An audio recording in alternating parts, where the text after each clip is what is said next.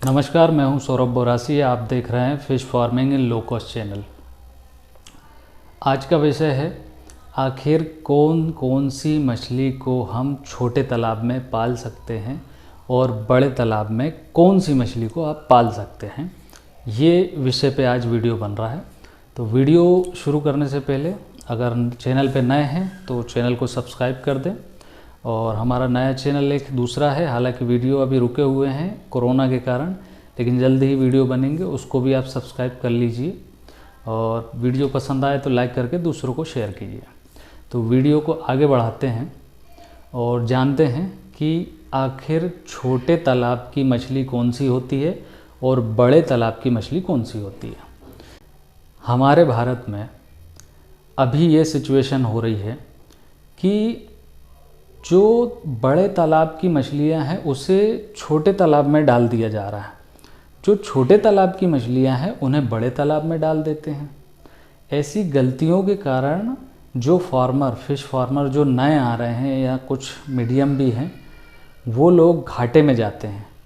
वो इसलिए जाते हैं कि छोटे तालाब की मछलियां अगर बड़े तालाब में जाती हैं तो उसमें उनको काफ़ी समस्याएं ये होती हैं कि उन्हें हैंडलिंग में समस्याएं होती हैं और उन्हें सर्वाइव में दिक्कत ऐसी होती है कि कई बार बड़े तालाब में गहरे पानी होते हैं।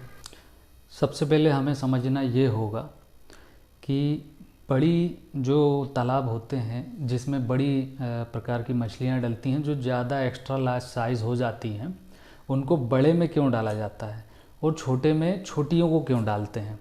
छोटियों को तो मैंने अभी बताया, जैसे कि बड़े तालाब में अगर हम डालेंगे तो उनको बहुत सारी दिक्कतों का सामना करना पड़ेगा। सबसे पहले उनकी फील्ड जो है वो बहुत बड़ी हो जाएगी। इतनी बड़ी फील्ड में उनको हैंडल नहीं कर पाएंगे, हम पकड़ नहीं पाएंगे, क्योंकि उनमें कुछ ना कुछ दिक्कतें होती हैं। हर मछली की एक अपनी विशेषताएं होती हैं, जिसमें उसको खाने से लेके उसको सर्वाइवल तक, उसकी पानी की सतह और साथ में पकड़ने तक की समस्याएं जो हैं वो सब अलग अलग मछली की होती हैं। लेकिन नॉर्मल जो नए होते हैं या फिर जो कुछ नए कुछ समय पुराने, बहुत ज़्यादा पुराने नहीं होते हैं फार्मर, उनके साथ यही समस्या होती है कि उन्हें पता नहीं होता है और वो गलत गड्ढे में, गलत तालाब में डालते हैं। तो छोटे तालाब की मछली बड़े तालाब में जब डलेगी तो उसको पकड़ने में दिक्कत आएगी। दूसरी चीज़, उसको कवर्ड जो करना है जाल से, वो हम नहीं कर सकते, जिससे कि बाहरी आक्रमणकारी जो पक्षी, सांप, मेंढक जितने भी प्रकार के होते हैं वो उसे खाएंगे और पकड़ के उसकी क्वांटिटी कम कर देंगे। साथ ही साथ बड़े तालाबों में गहराई जो है वो काफ़ी होती है, जिससे मछलियों को भी कुछ दिक्कत होती है जो छोटे तालाब की मछली होती है। अब छोटे तालाब की मछलियाँ कौन सी होती हैं? सिंपल सा है लॉजिक। अगर आप सिर्फ एक पॉइंट पकड़िएगा, तालाब में जो भी मछली ऊपर आके सांस लेके वापस नीचे जाती है वो मछली हम छोटे तालाब में कर सकते हैं। और जो भी मछली पानी के ऊपर नहीं आती है, पानी के अंदर ही रहती है और अंदर ही सांस लेती है यहाँ गिल्स से, उस मछली को छोटे तालाब में नहीं किया जा सकता। ऐसा नहीं है कि मतलब किया ही नहीं जा सकता, उसकी छोटे तालाब में फार्मिंग करना फ़ायदेमंद नहीं होता है। उसकी वो मछली बड़े तालाब के लिए होती है। ये सिंपल सा फंडा है। अगर आप इसे आप देखेंगे तो सारी जो वैरायटी है जो सांस एयर में सांस लेती है उसको हम छोटे तालाब में कर सकते हैं, और जो गिल्स से सांस लेती हैं, जो पानी के अंदर डिज़ोल्व ऑक्सीजन लेती है, उसे हम बड़े तालाब में करते हैं। अब इनके कारण कि क्यों आखिर छोटे और बड़े तालाब में इनको किया जाता है।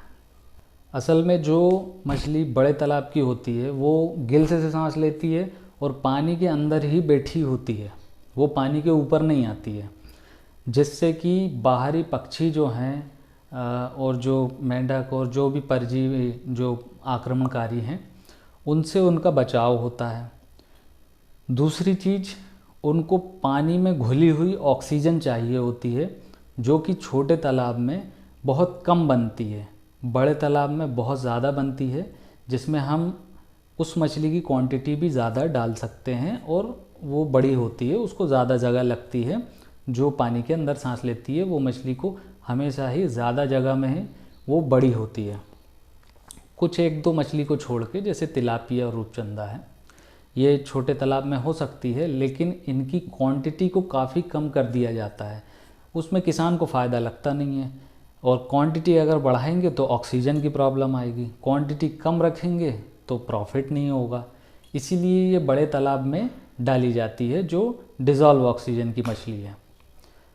ये क्लियर हो गया कि बड़े तालाब में क्यों आखिर ये जो डिज़ोल्व ऑक्सीजन वाली मछली है क्यों डालते हैं।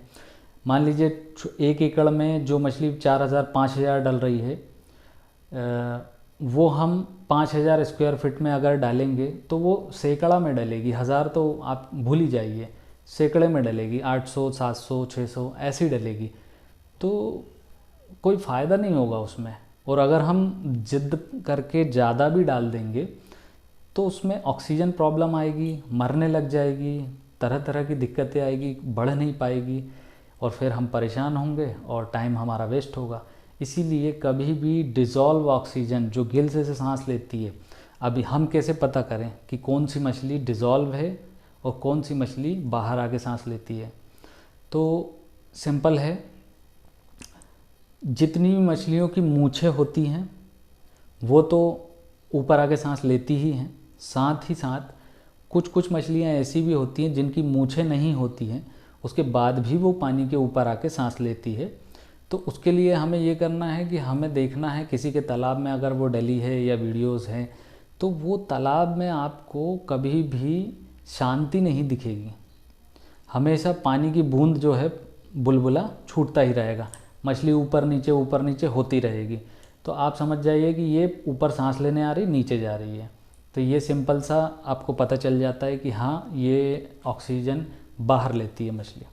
अब जो डिज़ोल्व ऑक्सीजन वाली मछली है वो कभी भी तालाब में आपको दिखेगी ही नहीं ऊपर आते हुए।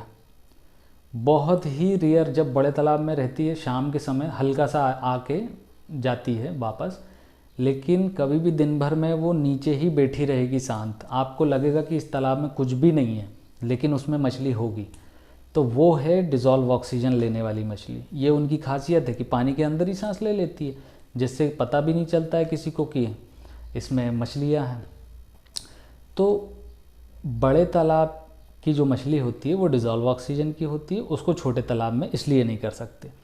अब जो छोटे तालाब की मछलियाँ हैं उसको हम बड़े तालाब में क्यों नहीं कर सकते, मैं ये बताता हूँ। सबसे पहले, छोटे तालाब में एयर ब्रीदर मछली इसलिए करते हैं क्योंकि हम जब तालाब बनाते हैं छोटे छोटे, तो उसमें हम कुछ सैकड़ा तो मछली डालेंगे नहीं, ज़्यादा मछली डालेंगे।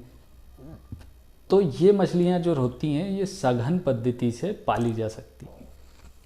जैसे कि कुछ नाम बताता हूँ मैं, वियतनामी कवई, पंगास, मांगुर, सिंघी, ये मछलियाँ ऊपर आके सांस लेती, तो हम सघन पद्धति में इन्हें पाला जा सकता है। इन्हें डिज़ोल्व ऑक्सीजन की प्रॉब्लम नहीं होती है, इसीलिए इनका पालन जो है छोटे तालाब में हम करके पाल सकते हैं। क्योंकि सभी के पास तो बड़े तालाब होते नहीं हैं, सभी लोग जो है वो इतने ज़्यादा सक्षम नहीं होते कि उनके पास बहुत बड़े बड़े तालाब हों या पहुंच नहीं होती है। तो छोटी छोटी जो जगहें होती हैं उसमें वो बना के तालाब उसमें किया जा सकता है, ये एयर में सांस लेने वाली मछलियों का।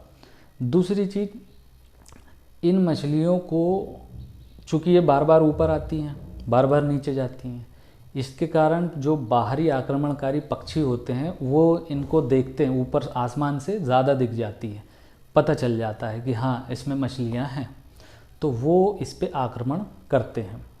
तो बड़े तालाब में हम जाल नहीं लगा सकते, नेट नहीं लगा सकते बहुत बड़े तालाबों में, लेकिन छोटे तालाब को हम पूरी तरीके से कवर्ड कर सकते हैं। इससे बाहरी जो पक्षी होते हैं उनसे हम बचाव कर लेते हैं।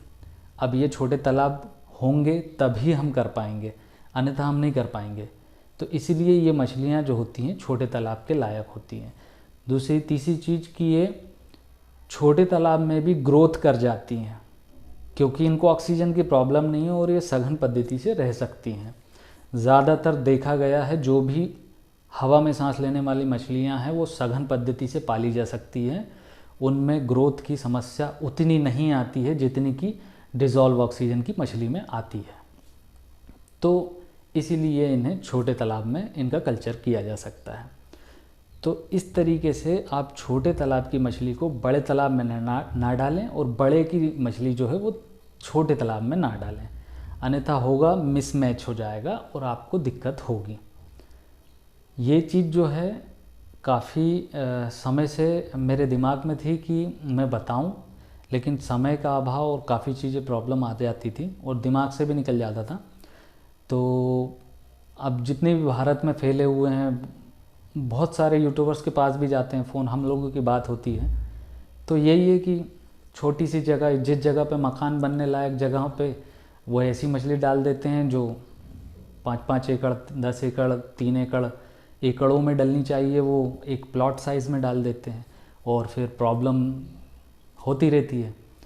और कुछ प्लॉट साइज़ वाली जो मछलियां हैं वो बड़े में डाल देते हैं तो वो गायब ही हो जाती, मिलती ही नहीं है, तो ये समस्या आती है। तो आई होप कि आपको मैंने जो बताया है वो ठीक से समझ आया होगा। जो भी व्यक्ति लास्ट तक देख रहा होगा उसे पक्का समझ में आ जाएगा। ना समझ में आए तो कमेंट कर दीजिए, मैं देखूँगा, मुझे लगेगा कि ज़्यादा कमेंट है तो मैं नेक्स्ट वीडियो में वो चीज़ बता दूँगा। वैसे ज़्यादातर मैंने जो चीज़ें हैं वो वीडियोस में बता दी हैं। तो इस वीडियो को यहीं समाप्त करते हैं। छोटे तालाब की मछली बड़े तालाब में कभी मत डालें, बड़े तालाब की मछली छोटे तालाब में कभी मत डालें, वरना घाटा ही होगा, प्रॉफिट के चांस बहुत ही कम हो जाएंगे।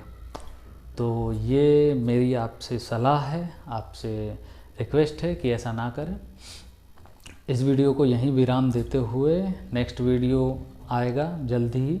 तब तक के लिए धन्यवाद, नमस्कार, जय हिंद।